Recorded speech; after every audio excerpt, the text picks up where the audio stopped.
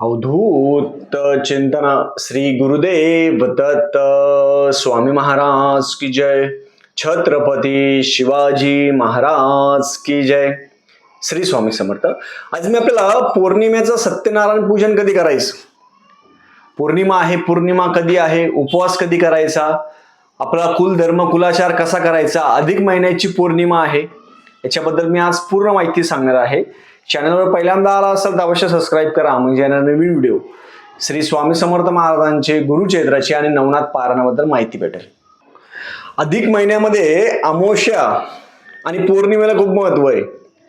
आता पौर्णिमा 30 तारीख आहे, 30 तारखेला पण पौर्णिमा लागणार आहे दुपारी 12 वाजता, आणि 31 मेला रविवारी पौर्णिमा समाप्त होती दुपारी 2 वाजता.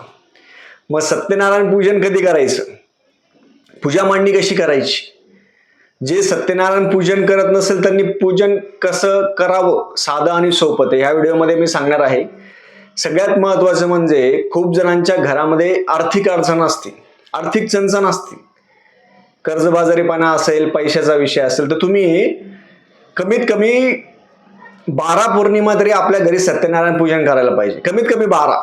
मी तर म्हणतो आर्थिक चणचण जर दूर होत असेल तर तुम्ही जोपर्यंत आपला श्वासोच्छ्वास आहे किंवा जोपर्यंत आपलं आयुष्य आहे तोपर्यंत करायला पाहिजे.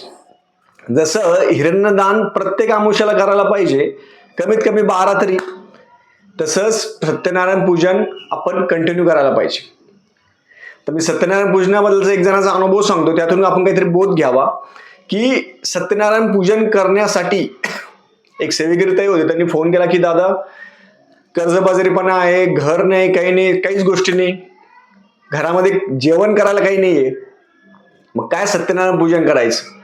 मी साधी सोपी सेवा सांगितली की तुम्ही सत्यनारायण पूजन करा. कसं करायचं, खूप जणांच्या मनात असतं की सत्यनारायण पूजन म्हटलं की खूप जणांना भीती वाटते, हे साहित्य पाहिजे, ते पाहिजे, हे पाहिजे, हे पाहिजे.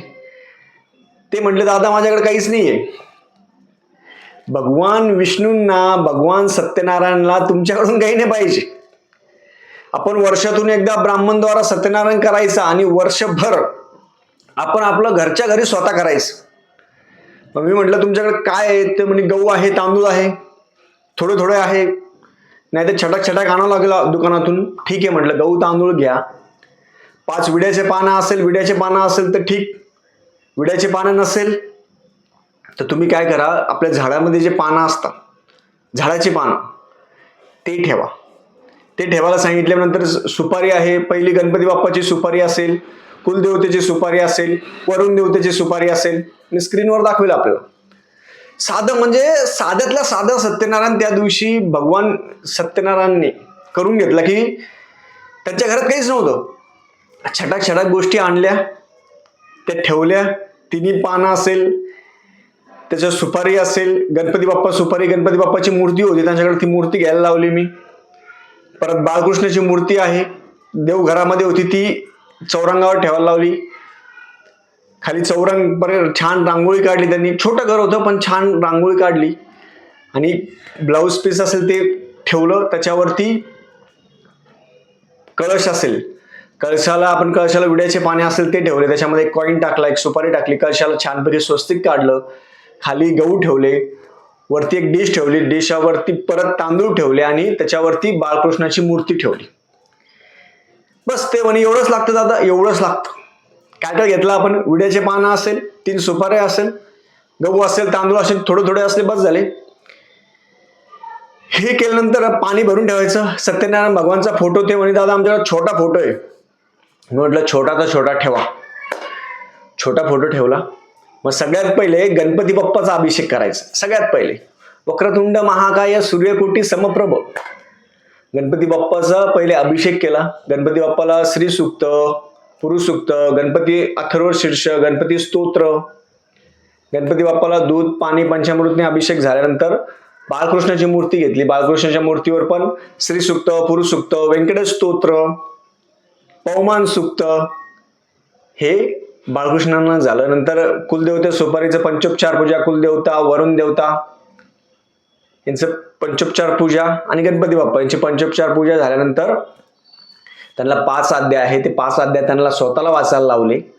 आणि 5 अध्याय वाचन झाल्यानंतर ते म्हटले झाला सत्यनारायण. म्हटलं झाला.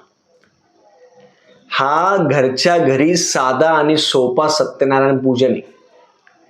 तुमचं घर छोटा असो, मोठा असो, किरायचा असो, कोणाकडे राहत असाल, तुम्ही गावी असाल, कुठेही असाल, तुम्ही माहेरी असाल, सासरी असाल, तुम्ही कुठेही असाल, तुम्हाला जर सत्यनारायण पूजन न चुकवायचं असेल अधिक महिन्याचं, तर सत्यनारायण पूजन तुम्ही शनिवारी पण करू शकता प्रदोष काळी. कारण की दुपारी 30 तारखेला दुपारी बरोबर 12 वाजता पौर्णिमा लागणार आहे. मग तुम्ही शनिवारी प्रदोष काळी 6 वाजता पण सत्यनारायण करू शकता. नाही जमलं शनिवारी, रविवारी तुम्ही दिवसभर करू शकता. कारण की सूर्याने बघितलेली पौर्णिमा आहे. रविवारी तुम्ही दिवसभर रात्री 12 पर्यंत सत्यनारायण पूजन करू शकतो. सत्यनारायण पूजन करायला मग खूप मोठ्या गोष्टी लागतात का? नाही. आपलं मन आहे ना, हे शांत पाहिजे, फक्त बस समाधानी पाहिजे. 5 अध्याय वाचले, शिऱ्याचा थोडा प्रसाद केला, साखर केली, नैवेद्य आरती केली. घरामध्ये एवढं प्रसन्न वाटलं त्यांच्या की पहिल्या घरामध्ये असं निगेटिव्ह वाटत होतं. पण सत्यनारायण पूजन केल्यानंतर घरामध्ये एक प्रकारची ऊर्जा आली, त्यांच्या ऊर्जा. मला पण चांगलं वाटू लागलं. आपण एक सेवा करतो, भगवान विष्णूंना काय पाहिजे हो? 5 अध्यायामध्ये त्याच्यामध्ये तेच वर्णन आहे, काहीच नाही. आपल्या मनापासून इच्छा पाहिजे फक्त. देवाला काही नाही हे द्या ते असं काहीच नाही. देवाला मनापासून पाहिजे, आपलं मन निर्मळ पाहिजे. नाही तर तुमच्याकडे खूप मोठं साहित्य आहे. आता एका ठिकाणी बघितलं तुम्ही, खूप मोठं साहित्य ठेवलं सत्यनारायण भगवानच्या तिथं, खूप.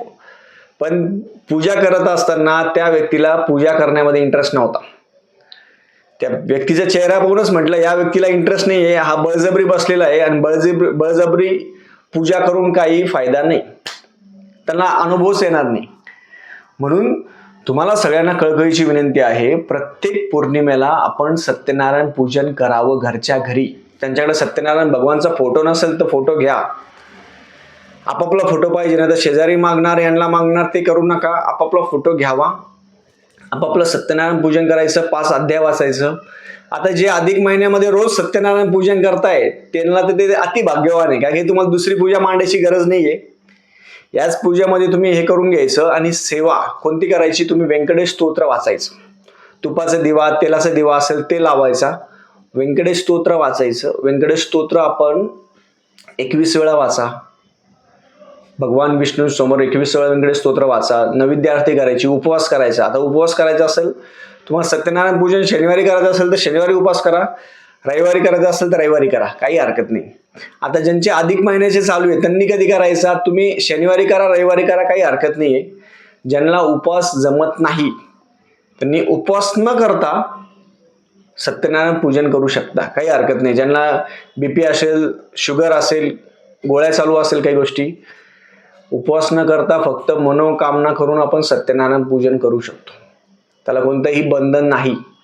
खूप जण म्हणा आमच्याकडे चौरंग नाहीये, पाटावर करा, काही हरकत. खूप जण म्हणणार आमचं छोटं घर आहे, छोटं मांडा, काही हरकत नाही. पूजा सत्यनारायणची मांडायची, पूजा उस्तर, दुसऱ्या दिवशी ती पूजा काढा. खूप जण म्हणणार आमच्या लहान लहान मुलं आहे, त्या दिवशी अक्षता टाकून सत्यनारायण पूजन काढू शकता, काही हरकत नाही. तुम्हाला जेवढी जमेल, जशी जमेल, सत्यनारायण पूजन प्रत्येकाने करावं, प्रत्येकाने करावं. सत्यनारायण पूजन करायला जातपात धर्म असा काहीच विषय नाही हो. आजकाल कोणी करतं, काही हरकत नाही. भगवान सेवा करायला, देवाची सेवा करायला असं काहीच नाहीये. जातपात असा काही विषय नाही, कोणी करू शकतं. ज्यांनी करा तसा अनुभव घ्या. त्यातही सांगतो की त्यांचं जेव्हा पहिले करत होते, म्हणजे त्यांना राहायला घर नाही किंवा अशा गोष्टी नाही, काही नाही, पण आज त्या सत्यनारायण पूजनामुळे त्यांचा प्लॉट झाला, घर झालं, सगळ्या गोष्टी झाल्या, तरी पण ते प्रत्येक पौर्णिमेला सत्यनारायण पूजन सोडत नाही सोडत ते. कारण की कसं आहे, आपण सेवा केल्याशिवाय नाही. तुम्हाला कोणत्याही यंत्रतंत्राची गरज नाही. तुम्हाला हे श्री यंत्र घ्या, लक्ष्मी यंत्र घ्या, धनलक्ष्मी कुंचन घ्या, हे ब्रासलेट घाला, हे घाला, ते घाला, काही गरज नाही. ह्या अशा गोष्टींच्या नादी लागू नका. त्याच्या ऐवजी सेवा करा. नामस्मरण, व्यंकटेश स्तोत्र असेल जास्त करून व्यंकटेश स्तोत्र वाचायचं, श्रीसूक्त वाचायचं. अशा पद्धतीने प्रत्येकाने सत्यनारायण पूजन करावं. तुम्ही बॅचलर राहत असाल तरी पण तुम्ही करू शकता, कोणी असेल करू शकतं, काही नाही. आणि 5 अध्याय वाचायला काही हरकत नाही. समजा एखाद्या घरामध्ये 5 अध्याय कोणी वाचू शकतं, काहीही हरकत नाही. प्रत्येकाने सत्यनारायण पूजन आहे ते पूजन प्रत्येकाने करावं. झालेली सेवा मी महाराजांच्या रुजू करतो. श्री स्वामी समर्थ.